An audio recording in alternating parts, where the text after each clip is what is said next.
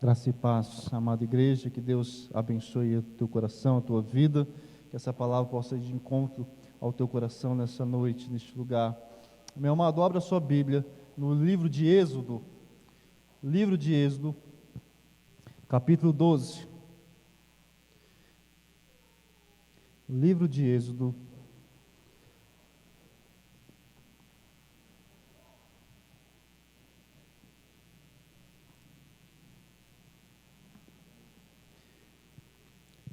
segundo livro de Moisés, o segundo livro escrito por Moisés, capítulo 12.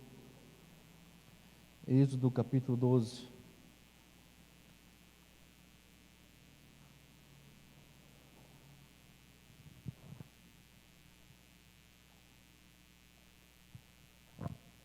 Eu vou ler o capítulo 11 também, para que os irmãos possam acompanhar o contexto do texto. Êxodo capítulo 11, verso 1, diz assim a palavra do Senhor. Disse o Senhor a Moisés: ainda mais uma praga trarei sobre Faraó e sobre o Egito. Então vos deixará ira daqui. Quando vos deixar, é certo que vos expulsará totalmente. Fala agora aos ouvidos do povo, que todo homem peça ao seu vizinho, e toda mulher à sua vizinha, objetos de prata e de ouro. E o Senhor fez que o seu povo encontrasse favor da parte dos egípcios. Também o homem Moisés era muito famoso na terra do Egito, aos olhos dos oficiais de Faraó e aos olhos do povo. Moisés disse: assim diz o Senhor, cerca da meia-noite passarei pelo meio do Egito, e todo primogênito da terra do Egito morrerá, desde o primogênito de Faraó, que se assenta no seu trono, até o primogênito da serva que está junto a Mó, e todo primogênito dos animais. Haverá grande clamor em toda a terra do Egito, qual nunca houve nem haverá jamais. Porém, contra nenhum dos filhos de Israel, desde os homens até os animais, nem ainda um cão rosnará, para que saibas que o Senhor fez distinção entre os egípcios e os israelitas. Então todos estes teus oficiais descerão a mim e se inclinarão perante mim, dizendo: sai tu e todo o povo que te segue. E depois disso sairei, e ardendo em ira se retirou da presença de Faraó. Então disse o Senhor a Moisés: Faraó não vos ouvirá, para que as minhas maravilhas se multipliquem na terra do Egito. Moisés e Arão fizeram todas estas maravilhas perante Faraó, mas o Senhor endureceu o coração de Faraó, que não permitiu saíssem da sua terra os filhos de Israel. Disse o Senhor a Moisés e a Arão na terra do Egito: este mês vos será o principal dos meses, será o primeiro mês do ano. Falai a toda a congregação de Israel, dizendo: aos 10 deste mês, cada um tomará para si um cordeiro, segundo a casa dos pais, um cordeiro para cada família. Mas, se a família for pequena para um cordeiro, então convidará ele o seu vizinho mais próximo, conforme o número das almas, conforme o que cada um puder comer. Por aí calculareis quanto bastem para o cordeiro. O cordeiro será sem defeito, macho de 1 ano. Podereis tomar um cordeiro ou um cabrito, e o guardareis até o 14º dia deste mês. E todo o ajuntamento da congregação de Israel o imolará no crepúsculo da tarde. Tomarão do sangue e o porão em ambas as ombreiras e na verga da porta, nas casas em que o comerem. Naquela noite comerão a carne assada no fogo, com pães asmos e ervas amargas a comerão. Não comereis do animal nada cru, nem cozido em água, porém assado ao fogo, a cabeça, as pernas e a fressura. Nada deixareis dele até pela manhã, o que porém ficar até pela manhã, queimá-lo-eis. Dessa maneira o comereis: lombos cingidos, sandália nos pés e cajado na mão. Comê-lo-eis à pressa, a Páscoa do Senhor. É Páscoa do Senhor, porque naquela noite passarei pela terra do Egito, e ferirei na terra do Egito todos os primogênitos, desde os homens até os animais. Executarei juízo sobre todos os deuses do Egito. Eu sou o Senhor. O sangue vos será por sinal nas casas em que estiverdes. Quando eu vir o sangue, passarei por vós, e não haverá entre vós praga destruidora, quando eu ferir a terra do Egito. Este dia vos será por memorial, e o celebrareis como solenidade ao Senhor. Nas vossas gerações o celebrareis por estatuto perpétuo. Até aí, meu amado. Feche seus olhos no seu coração. Deus de graça, Deus bendito, nós te louvamos, nos colocamos diante do Senhor. Deus, que neste momento o velho homem se cale e que somente teu Santo Espírito fale aos nossos corações aquilo que precisamos, que necessitamos ouvir para o nosso crescimento, para o nosso amadurecimento, em nome de Jesus. Amém e amém. Meu amado, eu quero pensar com você nessa noite sobre o seguinte tema: Cordeiro e Leão. É sobre isso que eu quero pensar com você nessa noite: Cordeiro e Leão. Quando nós pensamos na Páscoa do Senhor, o Senhor estabeleceu, estipulou a Páscoa ainda no Egito, ainda com o povo no Egito, onde Deus mandou 9 pragas, cada praga afetando ou indo contra um deus do Egito. Deus mandou as 9 pragas e nada de Faraó libertar o povo de Israel, como Deus havia dito. Nada estava fugindo do controle do Senhor, nada estava fugindo dos planos de Deus. Mas aí Deus disse a Moisés: Moisés, eu vou mandar a última praga. E esse sim, a Faraó vai libertar o povo, vai permitir que o povo saia do Egito. Vou mandar que a morte passe em toda a casa do Egito e mate o seu primogênito. Mas o povo de Israel não sofrerá dano. O povo de Israel não sofrerá nada, porque vocês vão matar um cordeiro ou um cabrito. Vão derramar, vão passar o sangue nos umbrais das portas. Vão passar o sangue na entrada da porta. E quando a morte passar por Egito, verá o sinal e não adentrará na casa de Israel. Meu amado, ali foi estabelecido a Páscoa do Senhor. A morte e a vida tão perto, tão próxima, tão juntas. Um povo que creu no Senhor, que creu nos planos de Deus, que creu no sangue do Cordeiro passado sobre os umbrais das portas. E outro povo que sentiu a mão de Deus, a ira do Senhor sobre o seu lar, sobre a sua casa.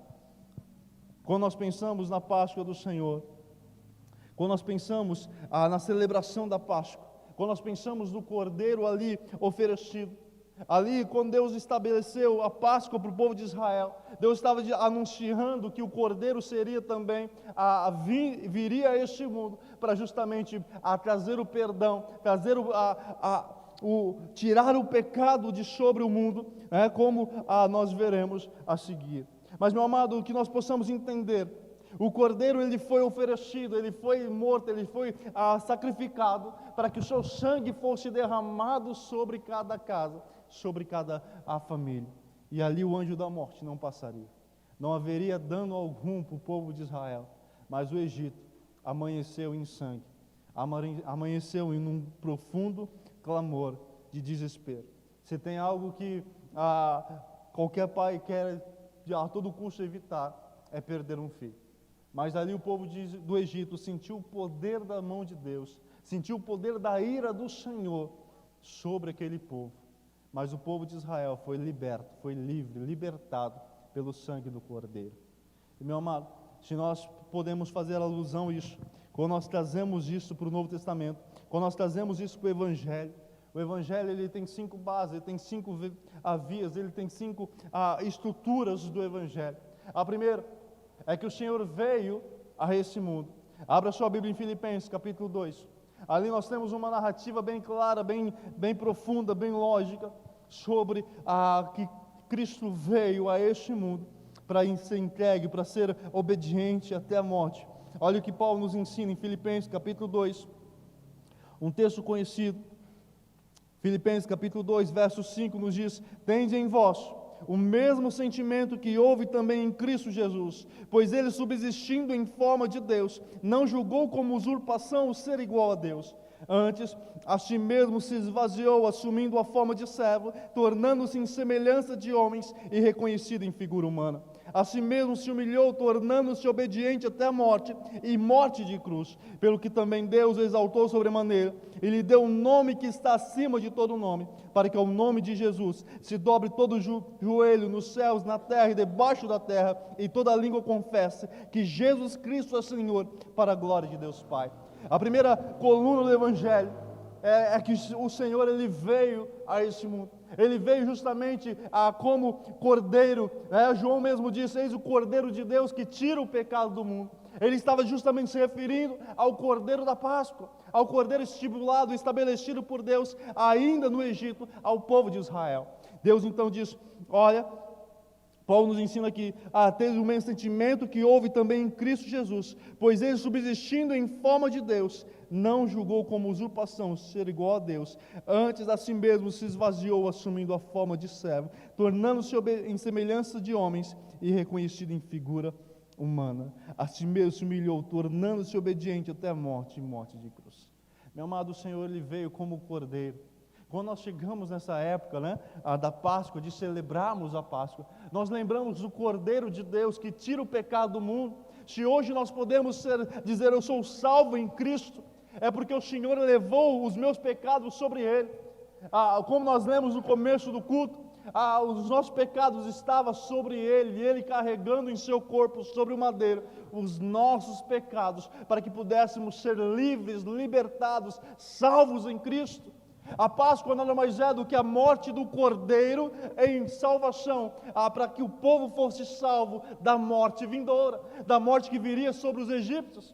E Deus diz a Moisés, Moisés, fala para o povo, que eles vão comer, vão comer o Cordeiro, vão celebrar a Páscoa, vestidos com sandálias, com vestes, com um cajado na mão, e manda eles comer depressa, porque a morte vai vir, a morte vai aparecer sobre o Egito, e todo aquele que estiver com o sangue derramado, passado nos umbrais da porta, não sofrerão dano algum, porque o sangue do Cordeiro os libertou da morte vindoura. Entende, meu amado, o Cordeiro, ele veio justamente para nos livrar da morte vindoura. A palavra do Senhor nos ensina que nós merecemos a morte eterna, a condenação eterna.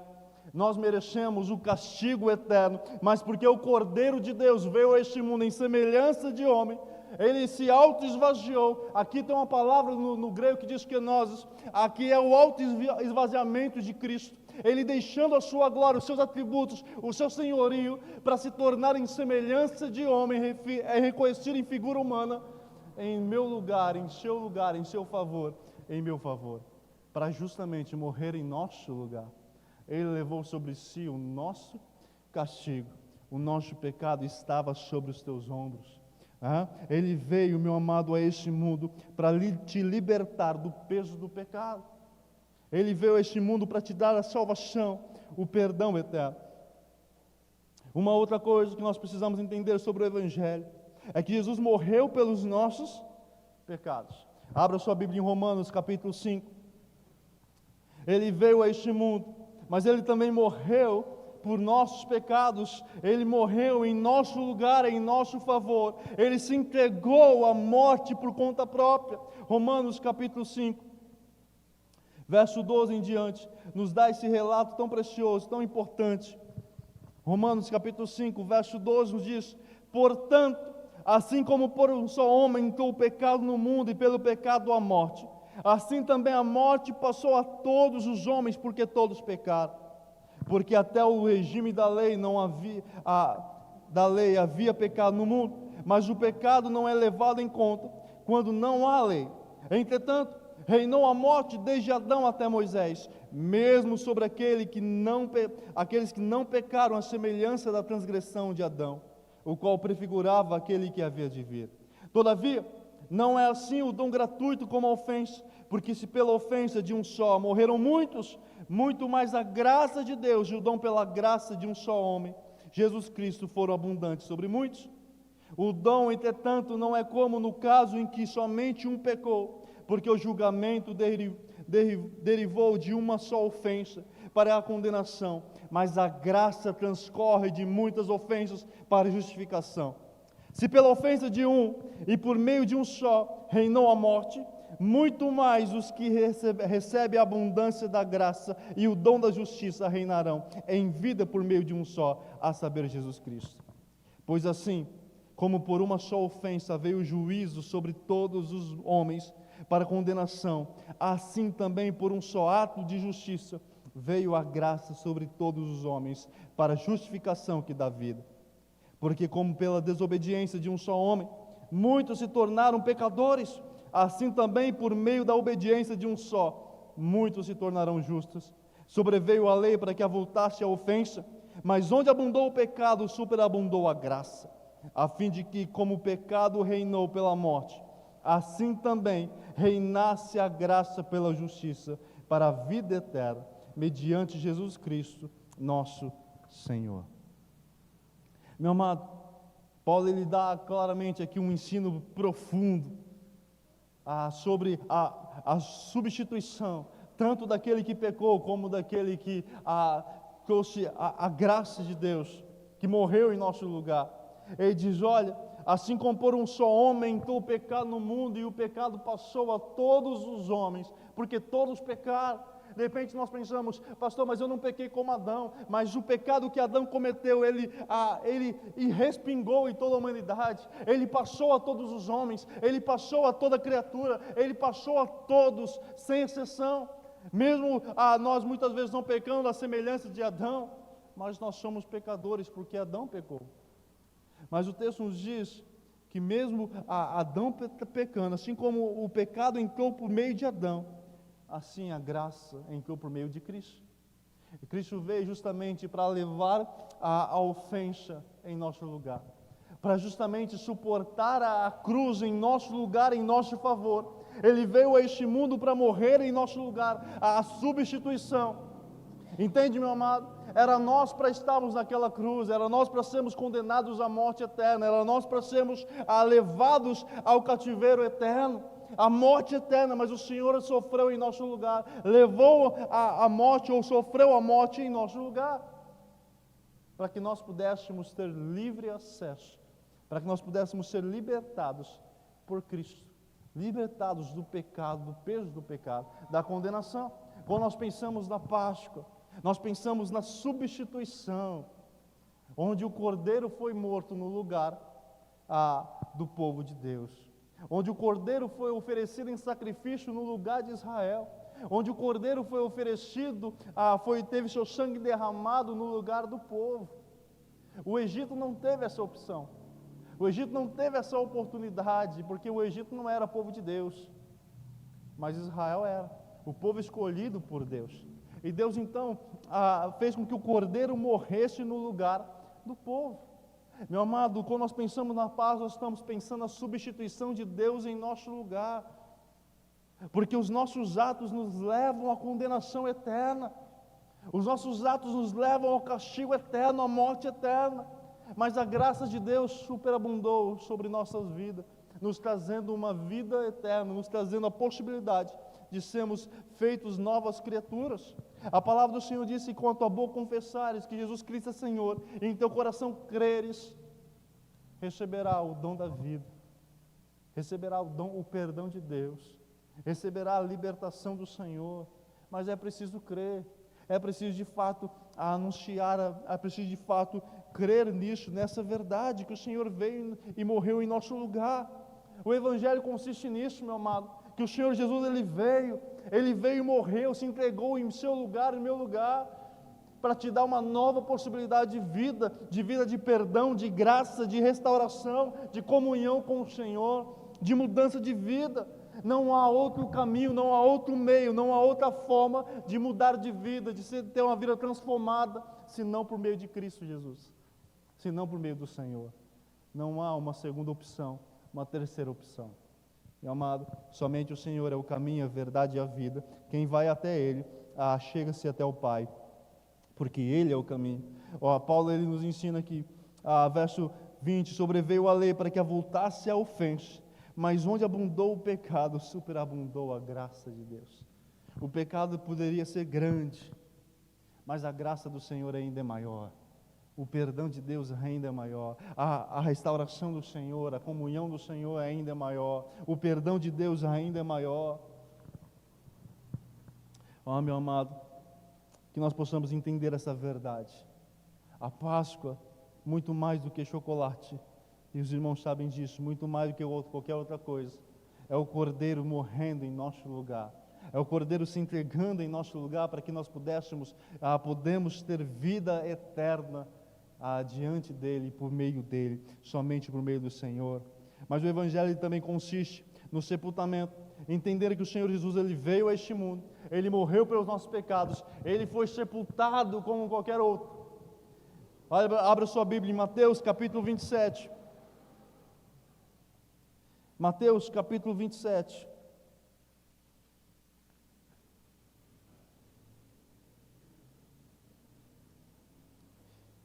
Nos fala sobre o sepultamento do Senhor. Mateus capítulo 27. Verso 57 em diante. Mateus capítulo 27, verso 57. Nos diz assim: Caindo a tarde, veio um homem rico de Arimateia, chamado José, que era também discípulo de Jesus. Este foi ter com Pilatos e lhe pediu o corpo de Jesus. Então Pilatos mandou que lhe fosse entregue. E José, tomando o corpo, envolveu-o num pano limpo de linho e o depositou no seu túmulo novo, que fizera abrir na rocha, e rolando uma grande pedra para a entrada do sepulcro, se retirou. Achavam-se ali sentadas em frente da sepultura Maria Madalena e a outra Maria. No dia seguinte, que é o dia depois da preparação, reuniram-se os principais sacerdotes e os fariseus, e dirigindo-se a Pilatos, disseram-lhe: Senhor, lembramo-nos de que aquele embusteiro, enquanto vivia, disse: depois de 3 dias ressuscitarei. Ordena, pois, que o sepulcro seja guardado com segurança até o 3º dia, para não suceder que, vindo os discípulos, o roubem e depois digam ao povo: ressuscitou dos mortos, e será o último embuste pior que o primeiro. Disse-lhe Pilatos: aí tendes uma escolta, ide guardar o sepulcro como bem vos parecer. Indo eles, montaram guarda ao sepulcro, selando a pedra e deixando ali a escolta. Meu amado, por que esse sepultamento é tão importante? Por que esse sepultamento é tão importante na concepção do Evangelho de Cristo? Porque a veracidade de que alguém está morto é o seu sepultamento. Não tem como você sepultar alguém vivo, não tem como você sepultar alguém meio vivo. É preciso fazer uma preparação do corpo, é preciso fazer todo um preparativo para que aquele corpo possa ser sepultado. Então, o sepultamento de Jesus é a oficialização de que de fato ele estava morto. Ele saiu daquela cruz morto, foi sepultado, foi colocado ali num sepulcro que não era dele, um sepulcro que foi aberto na rocha por alguém. Foi rolada uma grande pedra, e aí as autoridades chegaram a Pilatos: olha, aquele homem, aquele embusteiro disse que vai ressuscitar. Vamos guardar, vamos proteger aquele sepulcro para que ninguém entre naquele lugar. Pegue aquele corpo e depois diga: olha, ele ressuscitou. Conte uma história. Não. E aí então Pilatos diz: vocês têm aí uma escolta. Uma escolta continha aproximadamente 15 homens romanos, 15 soldados romanos. Cada soldado romano era fortemente preparado para qualquer batalha, para qualquer guerra. Se um soldado romano perdesse um prisioneiro, se um soldado romano perdesse um morto, ele pagava com a sua própria vida. Um soldado romano, ele tinha a capacidade de cuidar de um raio em sua volta de 1,80 m mais ou menos, sozinho. Não precisava muito. Você imagina 15 soldados romanos prontamente armados, para não pagar com a sua vida, iriam guardar aquele túmulo como nenhum outro iria guardar. Eles estavam ali prontos para qualquer adversidade. A Maria estava ali, outra Maria também estava sentada ali na frente, na esperança, chorando, lamentando. Mas, meu amado, o Senhor, ele de fato foi sepultado, e aqueles discípulos, e muitos pensaram: é o fim, acabou. O Mestre, o Senhor morreu, padeceu, está sepultado ali, ninguém abre, ninguém sai. E, meu amado, nós precisamos entender isso, que o Evangelho nos ensina que o Senhor veio, que o Senhor morreu em nosso lugar, mas Ele também foi sepultado. Foi a sua morte foi confirmada, foi veracidade, foi verídica. Ele de fato morreu. Mas aí, ao 3º dia, o céu se abriu, o chão tremeu e a rocha se moveu. Meu amado, nós precisamos entender que o mesmo Cordeiro que estava morto, que derramou o seu sangue em nosso lugar, o mesmo Cordeiro que foi entregue, que foi oferecido em nosso lugar como substituto, o Senhor Deus diz: olha, eu vou me oferecer como substituto para morrer no lugar deles. Nenhum de nós teríamos condições plausíveis, qualquer que seja, por mais bom que seja, nenhum de nós temos a qualidade de se auto-salvar. Mas o Cordeiro veio para morrer em seu lugar, se substituir, se entregar em seu lugar, porque de fato Ele é perfeito sem pecado algum. O pecado não o conheceu, ainda que Satanás tentou de várias formas fazer com que ele pecasse. Mas o Cordeiro, ele foi sepultado, foi colocado naquele túmulo, naquela sepultura. Mas olha que nos diz em João capítulo 20, que nós precisamos entender essa verdade. A quarta base do Evangelho é que o Cordeiro, ele não ficou ali naquele sepulcro, ele não ficou ali morto, ele não ficou ali colocado, esquecido. Olha que nos diz João capítulo 20, verso 1 em diante, diz: no primeiro dia da semana, Maria Madalena foi ao sepulcro de madrugada, sendo ainda escuro, e viu que a pedra estava revolvida. Então correu e foi ter com Simão Pedro e com os outros discípulos, a quem Jesus amava, e disse-lhes: tiraram do sepulcro o Senhor, e não sabemos onde o puseram. Saiu, pois, Pedro e o outro discípulo e foram ao sepulcro. Ambos corriam juntos, mas o outro discípulo correu mais depressa do que Pedro e chegou primeiro ao sepulcro. E abaixando-se, viu os lençóis de linho, todavia não entrou. Então Simão Pedro, seguindo, chegou e entrou no sepulcro. Ele também viu os lençóis e o lenço que estivera sobre a cabeça de Jesus, e que não estavam com os lençóis, mas deixado no lugar à parte. Então entrou também o outro discípulo que chegara primeiro ao sepulcro, e viu e creu, pois ainda não tinha compreendido a Escritura, que era necessário ressuscitar ele dentre os mortos. E voltaram os discípulos outra vez para casa. Meu amado, o Cordeiro de Deus, o próprio Cristo, o próprio Senhor, o próprio Salvador, ele foi morto, foi sepultado. Mas diz o texto que ao terceiro dia, alta madrugada, que as mulheres foram lá naquele túmulo, e a pedra já estava removida. Não havia mais guarda romano naquele lugar, porque tamanho foi o poder da glória de Deus enchendo aquele lugar, adentrando aquele túmulo, movendo aquela pedra, tirando o selo de Pôncio Pilatos, fazendo com que a guarda romana saísse correndo de lá, para que a Jesus pudesse se mostrar aos seus discípulos ressurreto. Meu amado, ao terceiro dia o Cordeiro ressuscitou, e quando nós celebramos isso na Páscoa do Senhor, é entender: o Cordeiro morreu em meu lugar, substituição, e Ele ressuscitou, justificação, para que eu pudesse me tornar justo diante de Deus. É como se dissesse: Pai, eu paguei o preço, agora eles se tornaram justos porque eu venci a morte. E Paulo diz: onde está a morte, a tua vitória? Eu imagino Paulo escrevendo esse texto de 1 Coríntios capítulo 15, Paulo dizendo: onde está a morte, a tua vitória? Não foi páreo para ele, você não conseguiu tirar dele a vida, porque ele é a fonte de vida, meu amado.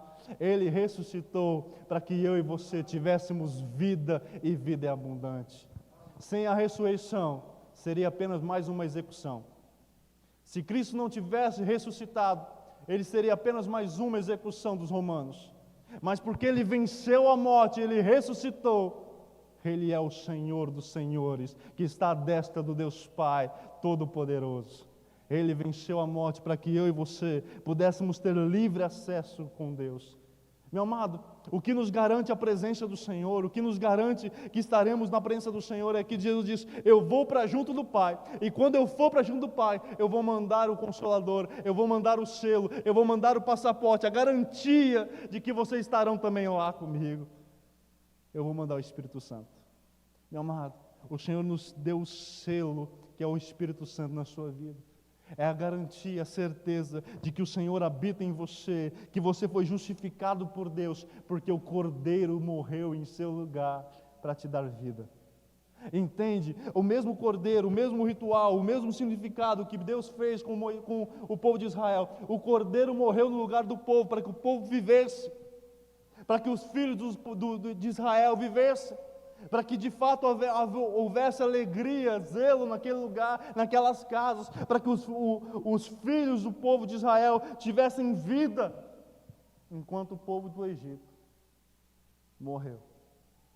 Cada primogênito, seja desde do filho de Faraó, que assentava no trono, até o filho das escravas, até os animais, todo primogênito morreu, porque não tiveram a oportunidade de desfrutar da vida. Agora, meu amado, o Senhor nos dá um ensinamento precioso. Nós temos a oportunidade, não somente de desfrutar da vida, mas de compartilhar a respeito da vida, de falar a respeito da vida, de crer a respeito do Senhor Salvador. O povo do Egito não teve essa opção. Morreram no escuro, sem perdão, sem restauração. Mas nós temos a oportunidade de compartilhar a respeito de Cristo. Abre um pouquinho, volte um pouquinho lá no Êxodo, capítulo 12, que tem um detalhe importantíssimo. Importantíssimo. Êxodo, capítulo 12.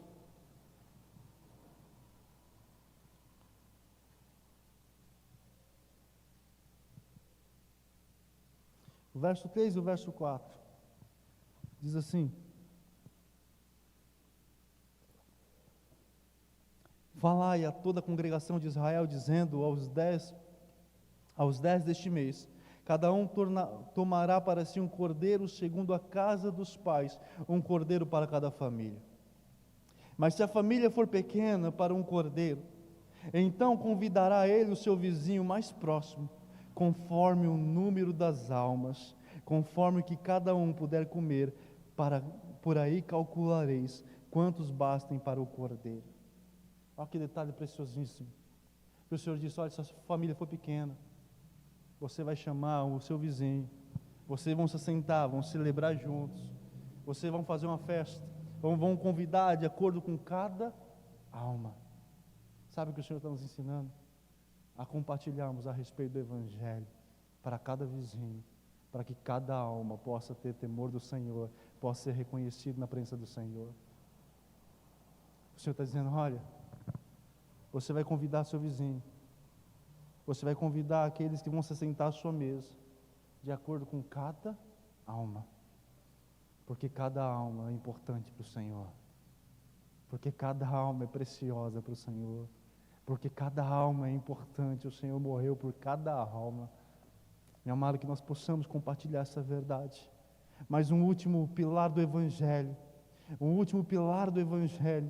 é que Ele voltará. Abra sua Bíblia em Atos capítulo 1, verso 6. Atos capítulo 1.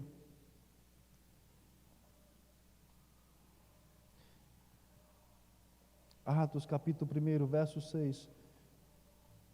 A certeza e a convicção de que o Senhor, Ele voltará para buscar a sua igreja. O Senhor, Ele diz: olha, eu vou para junto do Pai, quando eu for vos preparar morada, voltarei para mim mesmo, para vós outros, para que onde eu estou estejais vós também.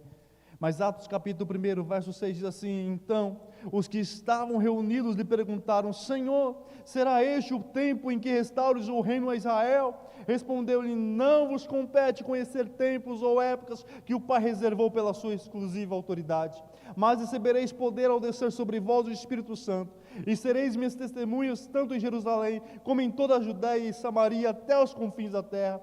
Ditas essas palavras, foi Jesus elevado às alturas, à vista deles, e uma nuvem o encobriu dos seus olhos, e estando eles com os olhos fitos no céu, enquanto Jesus subia, eis que 2 varões vestidos de branco se puseram ao lado deles, e lhes disseram: varões galileus, por que estáis olhando para as alturas? Esse Jesus que dentre vós foi assunto ao céu, virá do modo como o viste subir.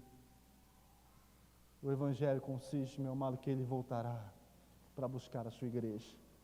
Ele voltará para buscar reunir o seu povo. Ele voltará para cumprir o seu propósito, o seu plano perfeito. Não podemos esquecer disso, de que o Senhor, Ele veio a este mundo. Ele foi morto em nosso lugar, Ele foi sepultado, ressuscitou, mas Ele voltará. Ele voltará para buscar a sua igreja. E, meu amado, quando nós pensamos na vida do Cordeiro, na vida de Cristo, nós temos uma curiosidade que nós precisamos entender. O Senhor, Ele não tinha nada. Ele diz: olha, o Filho do Homem não tem onde inclinar a cabeça. O Filho do Homem não tem como, não tem onde dormir, deitar. E quando nós entendemos o plano de Deus, quando nós olhamos para o Evangelho, nós vimos que o Senhor não tinha nada, não pegou nada, não trouxe nada. A manjedoura que ele nasceu não era dele. A hospedaria não tinha lugar, ele precisou ficar no estábulo com os animais. A manjedoura não era dele, era emprestado. O jumentinho que ele entrou, fez uma entrada triunfal, não era dele, era emprestado. Ele disse para os seus discípulos: vão até tal lugar e pegam o jumentinho lá de fulano. Não era dele. A casa onde ele fez a última ceia não era dele, era emprestada.